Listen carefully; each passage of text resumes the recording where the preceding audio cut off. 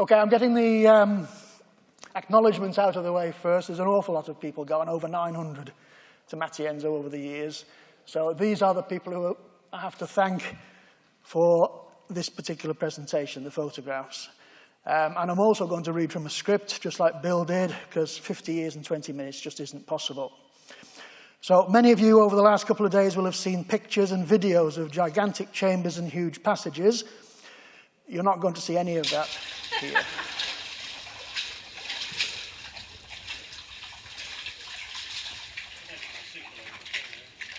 So this is modern photography as well. That guy there's holding her own selfie stick in particularly arduous conditions. So we are in Matienzo for delights such as this, and it's a small village in Cantabria. And every year we apply for a permit to open up and explore new caves. That red rooster on the screen there is our current permit area, which is not huge by any means. Just to give you some idea, there is the red rooster over an area you may be familiar with. There's Ingleborough, top left, and Pennygent, top right. So it's not a huge area by any means. So Matienzo village lies in a huge karst depression, the largest such depression in Spain, with an area of over 26 square kilometers. The enclosed depression has been declared a site of geological interest by the Spaniards, and 3 of the caves and surroundings were declared of cultural interest as well 20 years ago, due to the quality of the archaeological deposits. The depression is surrounded by limestone hills, and beyond these are valleys, and water now and in the past has flowed underground to these valleys, thereby creating many of the caves. Nowadays, water pours into the depression from a number of springs, and most of it sinks at the northern end of the depression, then travels underground to resurge in Secadura 3 kilometers away. So now there's a few photos showing the surface scenery around the depression. The views are spectacular, and there is a height range from the base of the depression to the highest surrounding peak of about 700 meters. The rock is mainly massive Cretaceous limestones with sandstone beds and lenses. The sink at the northern end of the valley can become blocked, resulting in flooding across the base of the depression. And it can be cold enough to snow to reach the base of the surrounding hills. Explorations in the area started with Spanish cavers in the 60s, although road workmen, believe it or not, in the previous decade were trained and given the task of searching for archaeological remains, including some caves in Matienzo. British cavers first saw the depression in 1969, and expeditions have been occurring every year since then, in fact over 140 trips. The main early explorers were from Manchester University Speleological Society, joined by the Kendal Caving Club, and then Bolton Speleo Club and Derbyshire Cave Club. This is the typical late 70s caving equipment, wetsuit and carbide lights. Living conditions in the 1970s were pretty dire on the expeditions. Camping was in an oak wood with no facilities. Water was brought from a tap a mile away, and the camping table and other campsite furniture was homemade. Clothes, of course, wouldn't dry under the dripping trees, and the toilet was a bin hidden in the bramble bushes. There's no photograph of that. However, the oak wood was good for parties after leaving Bar Herman, and cavers could forget about the primitive conditions. Despite all this, of course, the logbook of caving activities was still written up. And underground exploration went on, sometimes by proxy. Here, a telescope and radio are useful tools to instruct cavers on the hill opposite the bar. There was some caving went on as well, of course, not just that. Thankfully, at the end of the 80s, the kind people at the bar created a campsite out the back, although with camping, you couldn't escape the weather. So even if there's no trees, it was still... They provided showers, toilets, and a tackle store. Okay, so in more modern times, who turns up to explore, dig, dive, and document the caves? Well, there's a real cross-section. We're mainly from the UK, with all ages, from babes in arms to cavers approaching 80. Students and under 30s are well represented here, and a number of student clubs have participated to great effect in recent expeditions, notably from Sheffield and Manchester universities. Now, a little slideshow to view some of the variety of passages, formations, and wildlife seen underground. And while you're looking at that, I'll reel off some facts and figures. Crayfish.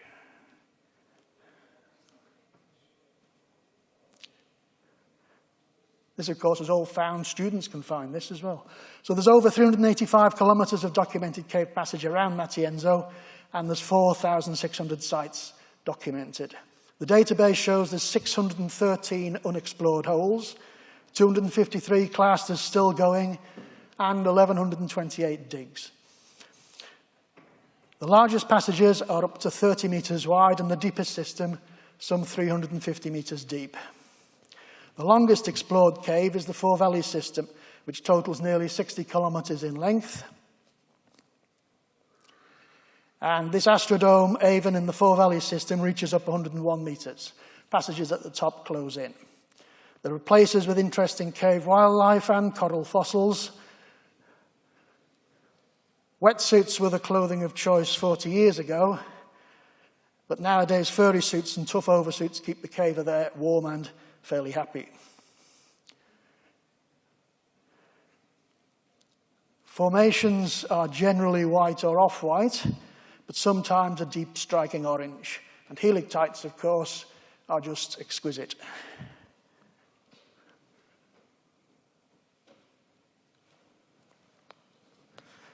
Right, this map shows the surveyed center lines of the major caves around Matienzo. The Four Valleys system is here with 60 kilometers. There's 34 kilometers in the South Vega system, 34 kilometers in the Cueva Vaine system, and of course those two should eventually be linked together. There's 24 kilometers in Torcalabaca and 22 kilometers in the North Vega system. Our permit to cave in Cantabria obliges us to report back on our explorations, and we try to be meticulous with our documentation. So here's a précis of the various stages. First, research. Look online or on the Matienzo computer network at the old logbooks and the GIS map.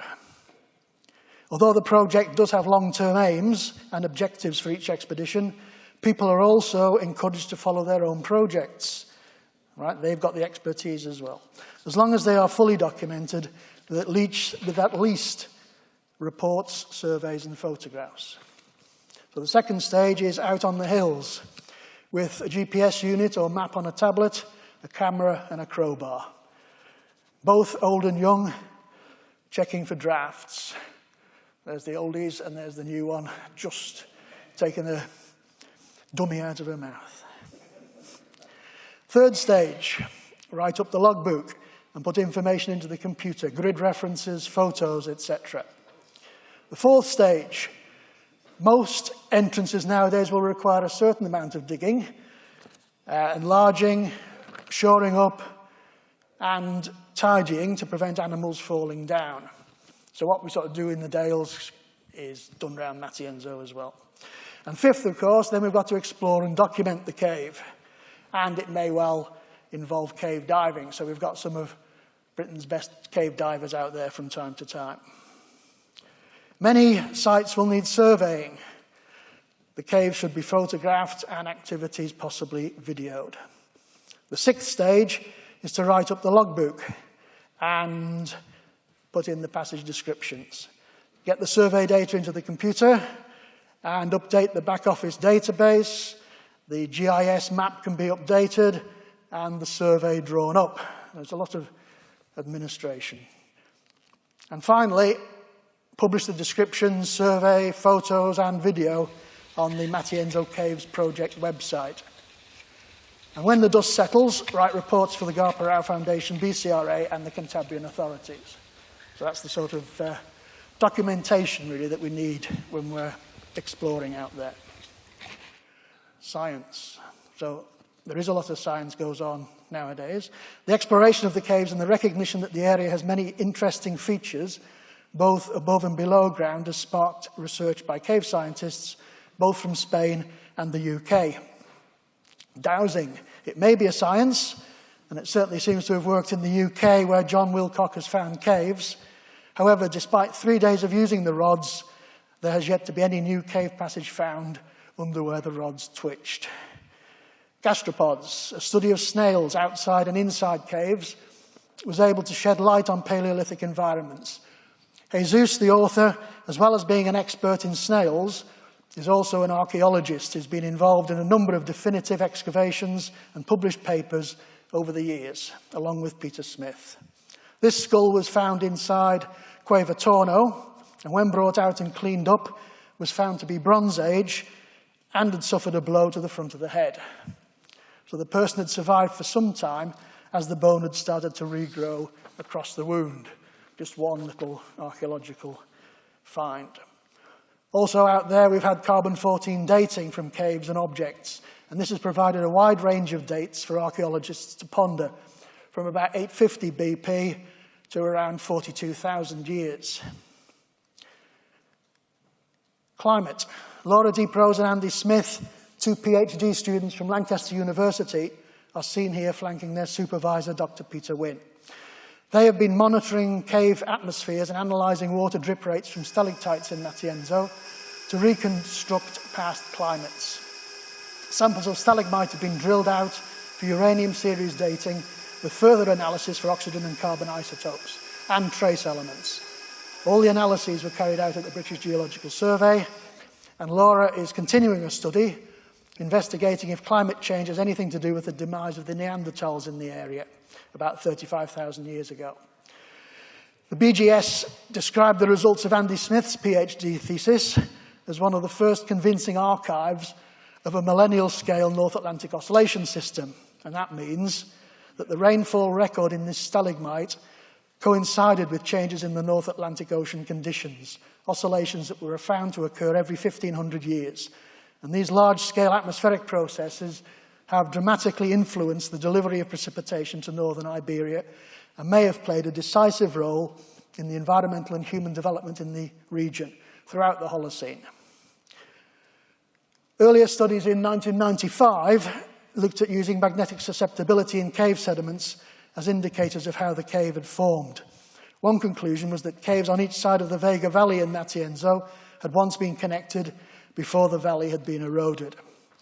Just as an aside, this is a wonderful underground, well-differentiated 4-metre-high bank of sediment strata, ranging from silt to cobbles. Analysis and dating of these sediments would shed light on the history of Cueva Risco, another one. A couple of smaller investigations have been carried out. We started measuring radon in some of the Matienzo caves, and what has been done so far indicates that the caves have similar radon concentrations to those of Mendip and the Yorkshire Dales, and far less than the maximum detected in Derbyshire, sort of 46,000.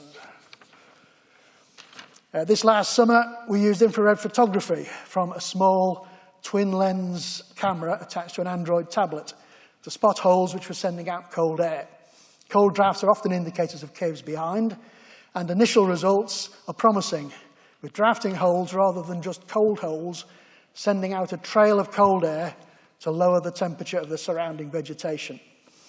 Although sticking your hand in the hole also detects the draft.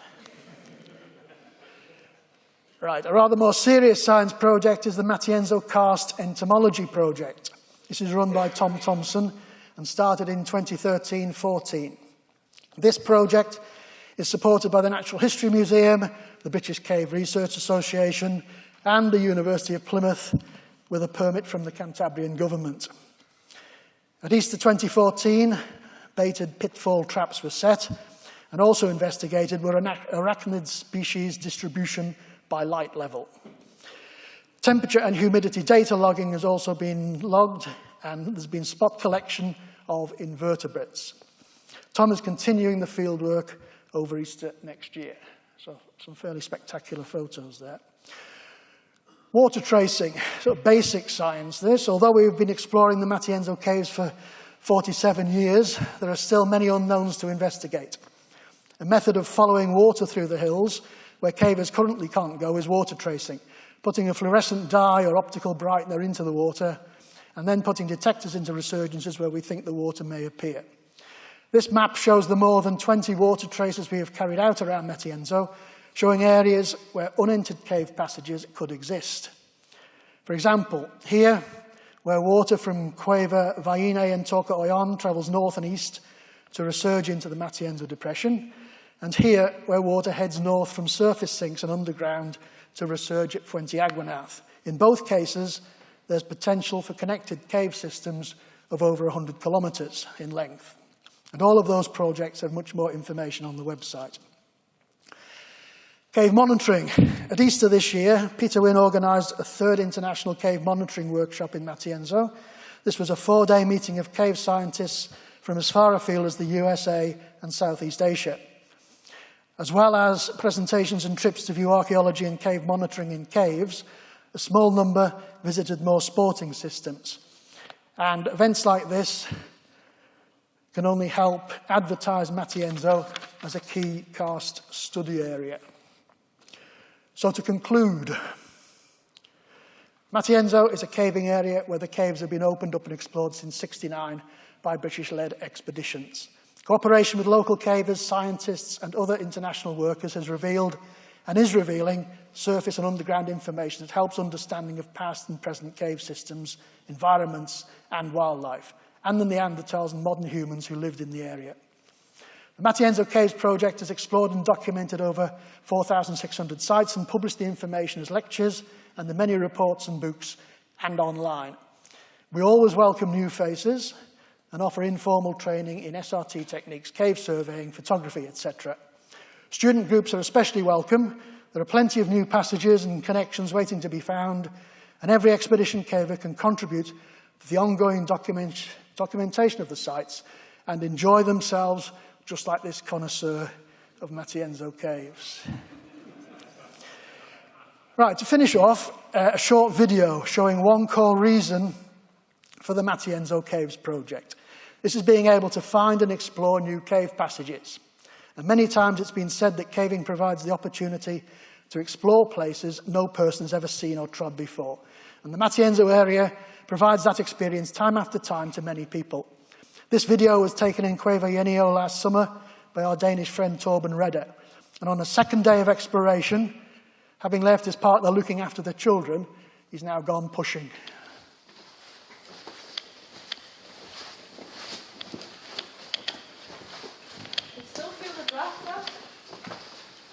Okay, so we are on the way into new stuff. So climb up.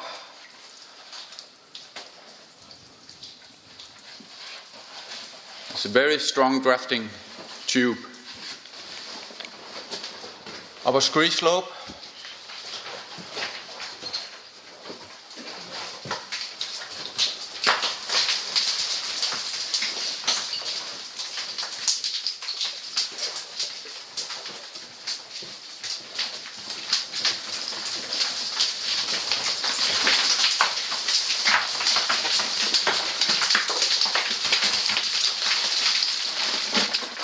Into new drafting passage.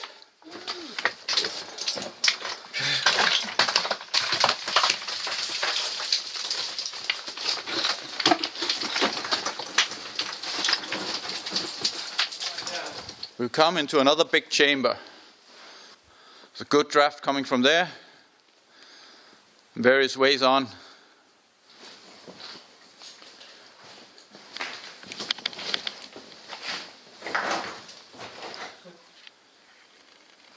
Doesn't exist if you don't survey it. We're in another chamber here.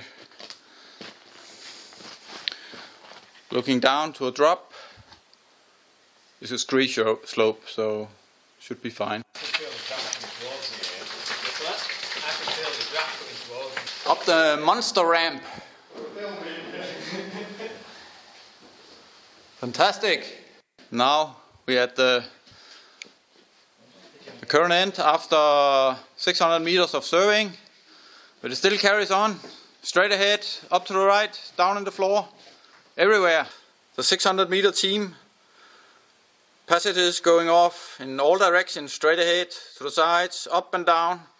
But now we have to run for the call out. And the kids. Okay, so we're going to follow up on those leads next month. And anyone that's interested in joining the Matienzo expeditions will find contact details on the website. So thanks very much for listening.